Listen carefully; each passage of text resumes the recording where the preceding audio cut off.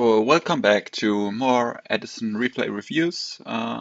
We're still 10-0, or actually we're 14-0 now.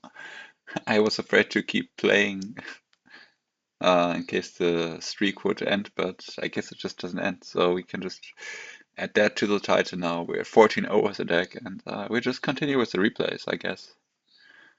And maybe just cover all 14 replays, why not?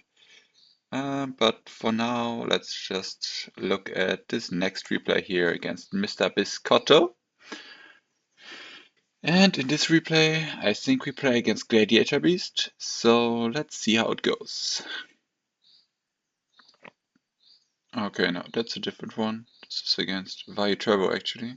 That's fine anyway. Thought the next one would have been against Gladiator Beast, but that's fine.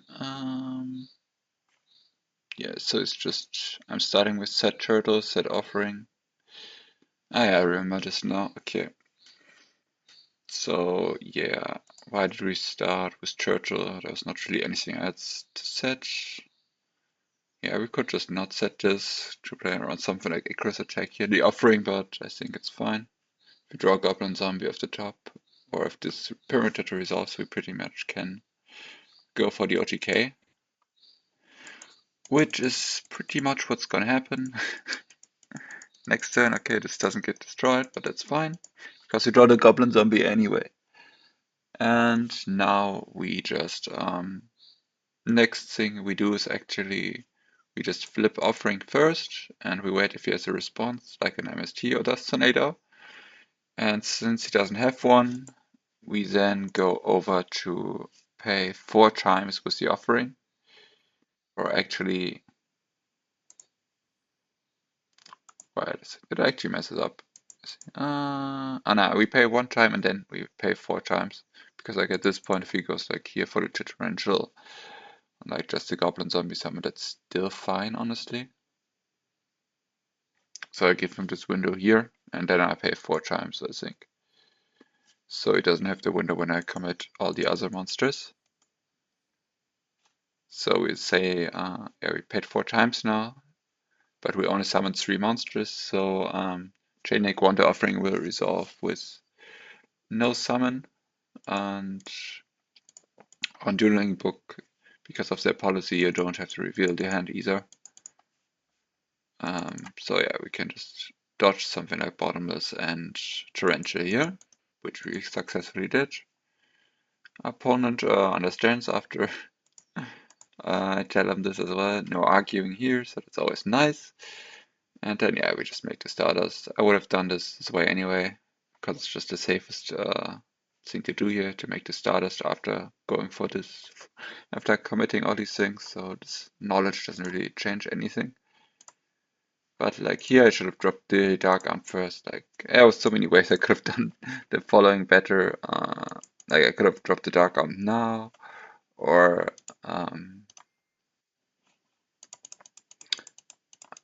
yeah, I don't know. Like somehow I just end up making this Dark Arm dead. And there's like a million ways I don't have to. Like now he's dead, which is fine, because I could actually just stack for Plague. Then make him live again after I get the search here, but I also don't do that. So yeah, just do some really weird stuff to not have Lisa this turn. So yeah, I did do pretty well with like playing around the Tarantula and Bottomless.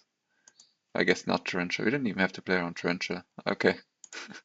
So a little mess up there as well, we just had to play around Bottomless actually. This would have made this easier.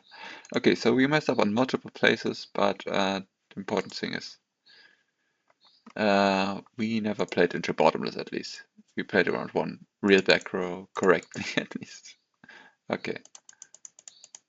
So yeah, definitely something to keep in mind, to keep looking at the opponent's graveyard sometimes. So you're not playing around more stuff than you have to, for sure. But yeah, so with using the Mizuki, we can put the opponent below 800. So he can't go for brain control, and we take the Armor Knight, so he's at 2 darks, so he can't drop Dark Armed. Unless he's another Armor Knight or something like that. And yeah, then we just attack him. Unfortunately, we won't get our starters back. but it's just a risk we have to take at this point. Same as Gores, but I was not really expecting Gores at this point. So it's fine, and like, honestly, it's still not that bad anyway, the way we end up here, so, because if he breaks his board, we still also have Dark Arm to come back, so it's actually not that terrible how we played. But yeah, we could have just killed, obviously. If we played it a little more, if we had thought this play out a little better. But yeah, sometimes you get away with it. Ah, man, no one's perfect, I guess. And here we go. Let's see. Yeah, and there goes the hamster, and then hamster. Yeah, there's like really no great way to play around this either. If he sets the Raiko, we have to attack it. If he sets hamster, we're better off not attacking it. It's like a catch 50. It's really like a catch 51 or something like that. Yeah. Like normally good Vayu players wouldn't set like a blank Raiko against zombies that play Goblin Zombie and potentially Sangan, but you never really know, honestly. This guy's not super high rated either. So yeah, I mean, I've gotten punished for not playing around it being Raiko before, and I just flipped the Raiko, kill your back row. It's all happened before. The only thing you could argue is we could actually just not attack at all and just like compose the set monster, which is an egg by itself, but since we have the Kaias, there's an argument to do this. And he couldn't have done much about that as well. It's his current hand.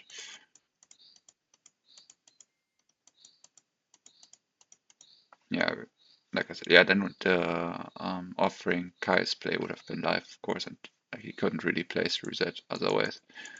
But that's not the world we live in. We're just getting dark armed here, and we're probably gonna lose this game from here. I'm just gonna speed it up right now because there's not really that much happening right now. Yeah, we're gonna get rid of his dark armed again, and he's not gonna have that much setup. But yeah, he's this like another Raikou you have to choose through now. And the crow, which will stop a dust tornado. So we would have had to set the return to get this Kai's play off, but we didn't because I wanted to play around Heavy Storm, which I don't blame myself too much for, honestly. And then, yeah, there's just nothing left to play and just flips the Raikou. And well, he just is too ahead at this point. Can try to stay alive with the return, but it's just not going to be a winning game from here.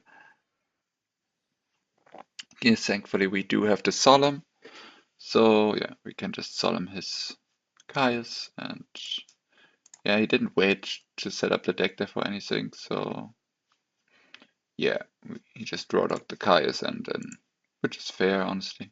I don't really expect the Necrogatners to stay another turn necessarily. So yeah, we just Solemn the Caius, and then he doesn't really have much else to do here. Which is not that bad because of Torrential anyway, so can't commit too much anyway, but yeah. I'm thinking about going for the Black Rose now, but there's not really too much of a point, I think, because yeah, why? Because we don't really have any actionable cards after that either. Like, we just have to yeah, we just want to set up like the Mizuki Engrave as well, so we just have like a little bit more action going on before we do go for the Black Roses, like what my thinking was. Like we would pretty much just only have the Zombie Master play, which would just lose to Crow, for example. And yeah, he just has Armor Knight, so he goes to the third dark, so we decide to drop the Crow now. So it doesn't have 3 darks, and then yeah, it just passes, and I guess I just go for the Gale, half his Armor Knight, flip the Goblin Zombie. There's no point to Torrential for him that anyway, so because like I would just keep the deck depth basically. It's not really that good anyway right now, the deck depth for him. So he's fine with losing this here, and then he's just top decking. I have like pretty good summons here. And I think I decide to go for the Zombie Master. Play a little bit into the Crow, but that's fine. To play into it with Zombie Master always, I think. Better than if they use it against Mizuki or something. Yeah, so I just decide to go for the Plague, but yeah, it's just being weird. He's targeting the Goblin Zombie. Even though I targeted the Plague, so yeah, that's kinda weird. But it's fine. So it's just like basically straight neck one right now. The what's it called? The Crow. Oh yeah, I'm fine with that. We drop the Goyo Guardian, then we activate Mizuki, Crow set again, which is technically also neck one, but yeah, that's fine. We just attack with Goyo. I don't think his last card scores, and he draws the charge, which is pretty good. He melts Plague, which is also fine. And just sets Raikou, but we can obviously with the setup go for a what's it called? For a Hades. So that's what we're gonna do. Negate the Raikou, and yeah, as you can see, he has the Black Rose set up though, so that's pretty good for him.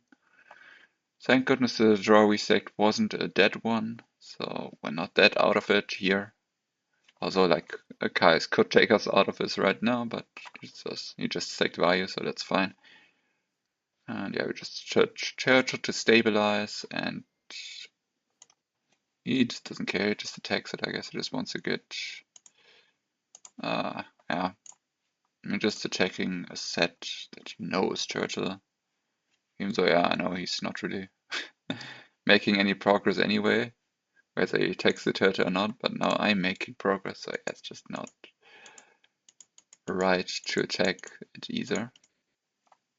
Yeah, like we couldn't have crashed basically to get the Illblood, because we can't attack over the Armtrunk, but now we can clear both those monsters with Illblood and Hades, and the Raikou will be negated at a Vayu will be negated because of Hades, because Illblood is also a zombie, so he also counts for Hades. It's always so cool when he can bring like huge bodies back with Illblood. It's very nice. And he does actually get to activate Vayu anyway because he has Burial. It's nice for him, but it's not really too impactful. This Burial summon's just gonna run into a deep prison here, so we're fine. Yep, there we go, and then he does not decide to do anything with the Gale for now. Oh no, he does actually drop the Gale. Okay. Yeah, he pretty much has to. And the best thing we can do now is just to go for Dark End with his Plague. So that's the most amount of damage we can do through Necrogotna this turn. So that's what we're gonna do, and yeah, then he's just top decking into like 2 established bodies. He doesn't have any Dark Arms left or anything anymore, so yeah, that's just the game. And that's how we won against Vayu. Definitely some questionable plays for me. I think some questionable plays for the opponent. But yeah, sometimes it just goes like that. And I think I'm gonna call it for day for now with this recording. And I'll see you guys in the next replay. Bye bye.